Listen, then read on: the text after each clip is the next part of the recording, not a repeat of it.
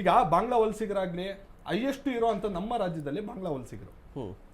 ಅವ್ರು ಯಾಕೆ ಕಾರಣಕ್ಕೆ ಬಂದ್ರು ಸರ್? ಅವ್ರು ಇವತ್ತಲ್ಲ ನಾಳೆ ಮಾರಕನೇ. ಈ ತರ ಇದ್ರಲ್ಲಿ ಯಾರ ನಾಳೆ ಇನ್ನೊಂದು ಘಟನೆ ನಡೆದು ಬಿಡ್ಬೋದಲ್ಲ, ದೊಡ್ಡದಾಗೆ ನಡಿಬೋದಲ್ವಾ? ಈಗ ನೋಡಿ ರಾಮೇಶ್ವರಂ ಕೆಫೆ ಹತ್ರ ಬಾಂಬ್ ಬ್ಲಾಸ್ಟ್ ಮಾಡಿದ್ರು. ಅವ್ನು ಹಿಡಿಯಕ್ಕೆ ಎಷ್ಟು ಕಷ್ಟಪಟ್ವಿ ಸರ್, ಎಷ್ಟು ಕಷ್ಟಪಟ್ವಿ ಅಲ್ವಾ?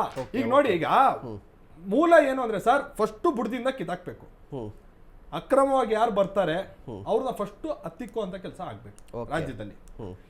ಫಸ್ಟ್ ಇದಾಗ್ತಾ ಹೋಗ್ತಾ ಏನಂದ್ರೆ ನೆಕ್ಸ್ಟ್ ಇನ್ನೊಂದು ಜೈಲಲ್ಲಿ ಎಷ್ಟರ ಮಟ್ಟಿಗೆ ಅಂದ್ರೆ ಸರ್, ಈಗ ಕೆಲವ್ರುಗಳಿಗೆ ಆಚೆ ಇರೋಗಿನ್ನ ಒಳಗಡೆ ಇದ್ರೇನೆ ಸೇಫ್ ಅನ್ನೋದು ಎಷ್ಟೋ ಮನ್ಸಲ್ಲಿ ಆಳ್ವಾಗಿ ಕುತ್ಕೊಂಡ್ಬಿಟ್ಟಿರ್ತದೆ.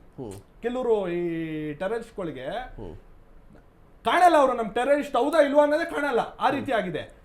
ಅವರು ಬಿಡು, ನಾವು ಈಗ ಆಚೆ ಇದ್ರೆ ಒಂದಲ್ಲ ಒಂದ್ ದಿವಸ ಹಿಡಿತಾರೆ, ಅವ್ರು ಒಳಗಡೆಯಿಂದ ಪ್ಲಾನ್ ಮಾಡ್ಬಿಟ್ಟು ಮುಂದೆ ಏನೇನು ಕೆಟ್ಟ ಘಟನೆ ಮಾಡ್ಬೋದು ಅನ್ನೋದೆಲ್ಲ ಉನ್ನಾರ ಮಾಡಿ ಮಾಡೋಂತ ಅಷ್ಟು ಮಟ್ಟಿಗೆ ಬೆಳೆದಿದೆ.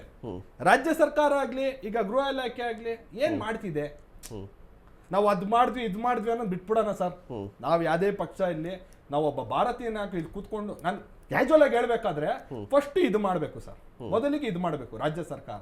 ನಾವು ಅದ್ ಮಾಡಿದ್ವಿ ಇದ್ ಮಾಡಿದ್ವಿ ಅನ್ನೋದಕ್ಕಿಂತ ಫಸ್ಟ್ ಈ ಕ್ರಿಮಿಗಳನ್ನ ಹಿಡಿದುಬಿಟ್ಟು ಬಗ್ಗು ಬಡ್ದಿ ಕೆಲವ್ರು ನ್ಯಾಯ ಇದ್ರಲ್ಲಿ ಕಳಿಸ್ಬೇಕು. ಅವ್ರು ದೊಡ್ಡ ಮಟ್ಟದಲ್ಲಿ ಕಾನೂನು ಶಿಕ್ಷೆ ಏನಾಗ್ಬೇಕು ಅದಾಗ್ಬೇಕು ಮೊದ್ಲಿಗೆ, ಅಲ್ವಾ?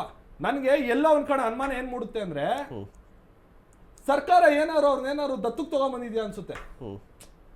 ಒಂದೊಂದ್ಸತಿ ಹಂಗ ಅನ್ಸ್ಬಿಡುತ್ತೆ. ಏನ್ ಅಷ್ಟು ಆರಾಮಾಗಿ ಇದು ಮಾಡ್ತಾರೆ, ಅಷ್ಟು ಫೆಸಿಲಿಟಿ ಕೊಡ್ತಾರೆ ಜೈಲ್ಗಳಲ್ಲಿ ಒಳಗಡೆ ಇದ್ದಾಗ. ಫೋನ್ ಬಳಸಕ್ಕಿರ್ತದೆ, ಒಳ್ಳೊಳ್ಳೆ ಆಹಾರಗಳು ಹೋಗುತ್ತೆ, ಅವ್ರಿಗೆ ಹಾಸಿಗೆ ದಿಂಬಿರ್ತದೆ.